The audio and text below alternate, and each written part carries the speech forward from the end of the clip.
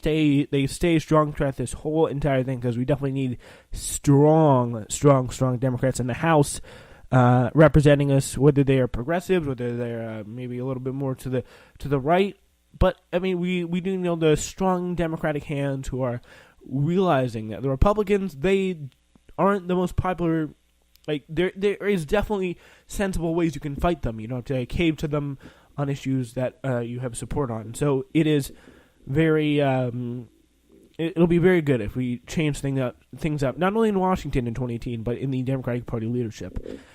Anyway, yeah, we now take that to South Korea, in Seoul, where North Korea's leader Kim Jong-un told President Moon Jae-in of South Korea that they would meet and he would abandon his use of nuclear weapons if the United States would formally agree to end the Korean War and promise that it would not invade his country. A South Korean government spokesman said on Sunday. In a faith-building gesture ahead of the summit meeting with President Trump, Kim said he was also invited experts and journalists from South Korea and the United States to watch the shutdown next month of his country's only known underground nuclear test site. So it seems like that seems like a very big step in the right direction. Some actual material encouraging promises being made here.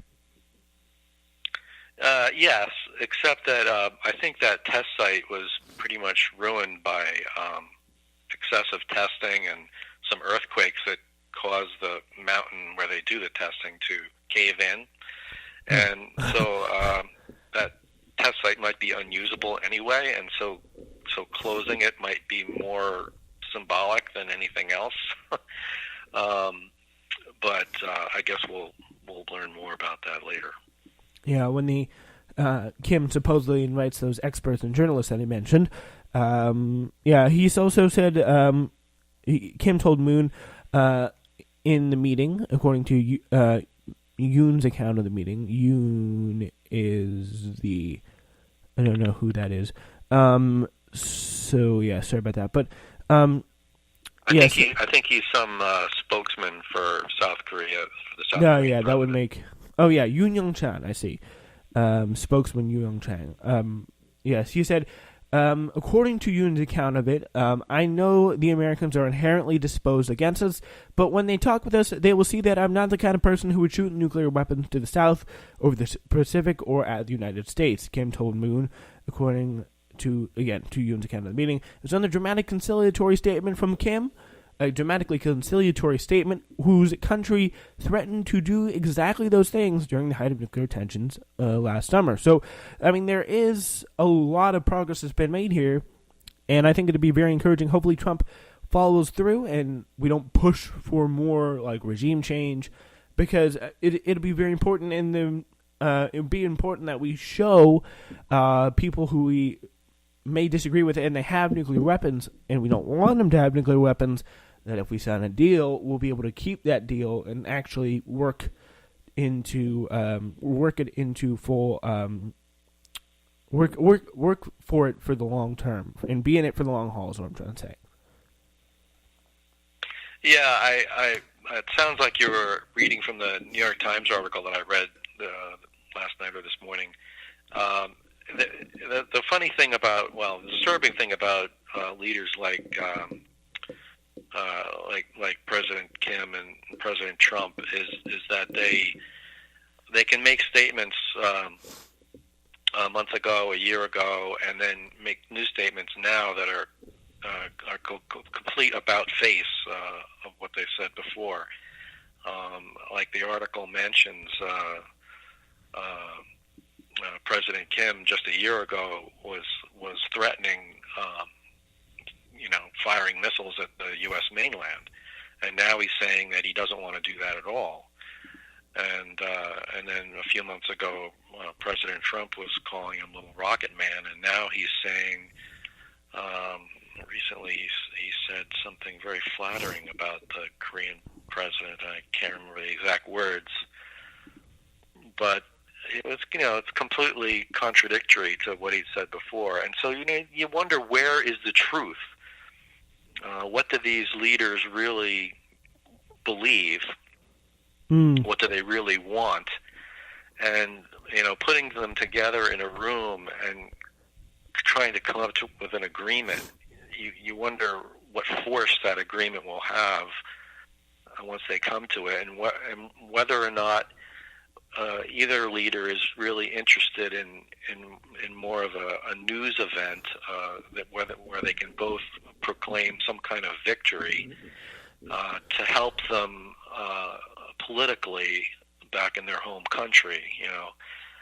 So it's very disturbing, to have leaders like this, and you wonder what kind of agreements are going to come out of it and how solid they'll be.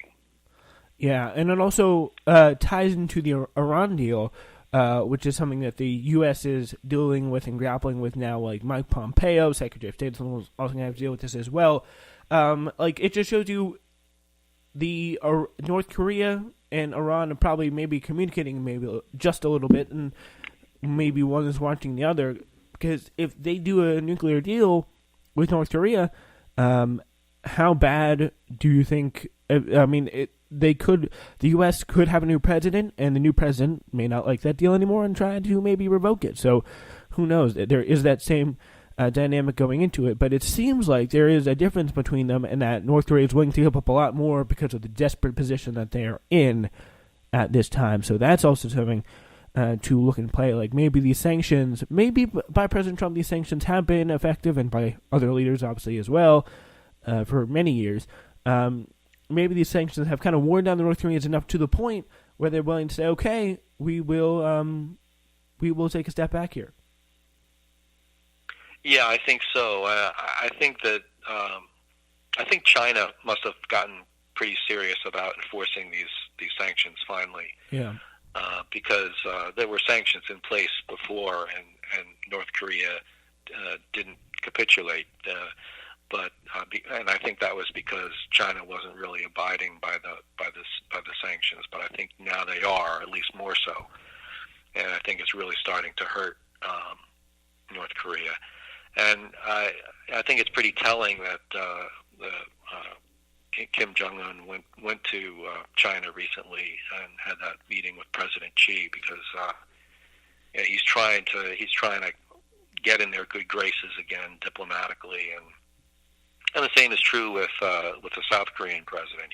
He's playing nice, but I think the only reason he's doing this with his neighbors is so that they will ease up on the sanctions, or as the Times put it, erode the sanctions around his neighboring countries. I really think it all points to the sanctions being effective and his desire to loosen them. Yeah, I mean, it just seems like that once you wear, like, it looks like the sanctions were eroding North Korea, and maybe they want to erode the sanctions. That would make some sense there as well. So if we meet often and build trust with the United States, and if an end to the war, non-aggression are promised, why would we live in difficulty with nuclear weapons? Kim Jong-un said, according to South Korean officials. So it does. I mean, that does seem to be a pretty promising principle, to say the least. So there is.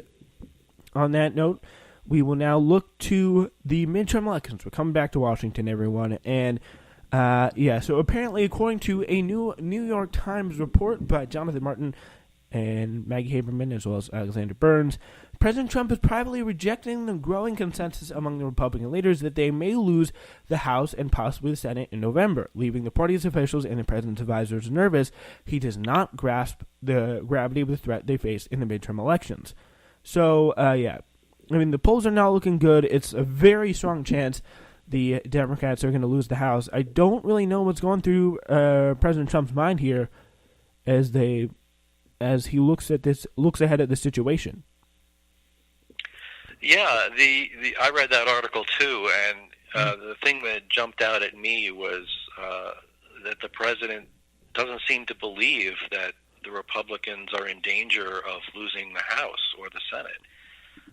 He thinks that his base is strong. He thinks that if there is some danger now, he can fix it before the election, and he plans to go all around the country and do his campaign events and and help House Republicans, at least the ones who want him there. So yeah, it seems like everyone around him is trying to convince the president of all these dire consequences, and the president doesn't seem to be heeding them, or at least thinks he can change things. Yeah, so there is a boundless self-insurance, quote-unquote, about politics that Trump has that will cause him to ignore or undermine their midterm strategy. In battleground states like Arizona, Florida, and Nevada, Trump's proclivity to be a loose cannon could endanger Republican incumbents and challengers who are already facing ferocious Democratic headwinds. I mean, there's strong challengers in many states for the House, and a lot of races that were maybe not open for contesting are now open for contesting. So there is that situation there as well. Republicans in Washington and Trump aides have largely given up assuming the president will ever stick to a teleprompter, but they have been joined together to impress upon him how just how bruising this November could be for Republicans and how high the stakes are for Trump personally, given the Democratic-controlled Congress could pursue aggressive investigations and even impeachment. So, I mean, I don't know how much of a big chance there is that they can win the Senate. It'll be very tough since there are a lot more Democratic seats up for defense than Republican seats. But if they do get a Democratic-controlled Congress, it could be a major blow. And they could operate independently from the president, and there really isn't too much they can do other than maybe like a veto power from the president that could stop them from investigating and passing big new laws and getting a lot of stuff done, even maybe as well investigations or impeachment. Right, and it's the really scary thing for Republicans are the investigations and the impeachment. You know, all the committees in Congress will now be controlled by Democrats if they win the midterms, and that's a very powerful thing. It's the reason why the president right now is pretty much untouchable, because you know the Republican leaders in Congress are not really cooperating with the investigations. They're not really, you know, they're kind of like sham investigations, especially the House one, which came out with its final report this week. But that will all change if the Democrats win back the House. Yeah, I definitely think there is no chance Adam Schiff doesn't want to take another look at this investigation. Am I wrong in saying they released separate reports in this House Intelligence Committee? No, you're not wrong. They did, and the Democratic report was quite scathing of the Republican report, and quite damning. And I think a lot of it is quite appropriate, especially when you see the kind of activities that Devin Nunes was in. The fact that they didn't even interview some key witnesses, they didn't pursue subpoenas of a lot of the documentation of key witnesses, and it was really a half-hearted investigation. And I can imagine the frustration of the Democrats on the Intel Committee. Yeah, I mean, it's definitely something they're not going to let fly there. And that's what obviously makes the Republican leadership so worried if they get back into power in the House, which it seems that they most likely will. Over dinner with the president and other Republican congressional leaders this month, Senator Mitch McConnell, Republican of Kentucky and the majority leader, phrased his advice for the president in the form of a reminder. Trump should never forget his central role in the 2018 campaign, explaining the Republican prospects are linked to what he says and underscoring their one-seat advantage in the Senate was in jeopardy. It's all down to one. That's the tough thing that they have to realize there. If McConnell's warning was not clear enough, Mark Short, the White House's legislative liaison, used the dinner to offer an even starker assessment. The GOP's House majority is all but doomed, he said, but Trump was not moved. That's not going to happen, he said at different points during the evening, shrugging off the grim prospects, as he said at different points during the evening, trying to just push it all away. The disconnect between the president, a political novice who's confident and his instincts were grandly rewarded in 2016, and the more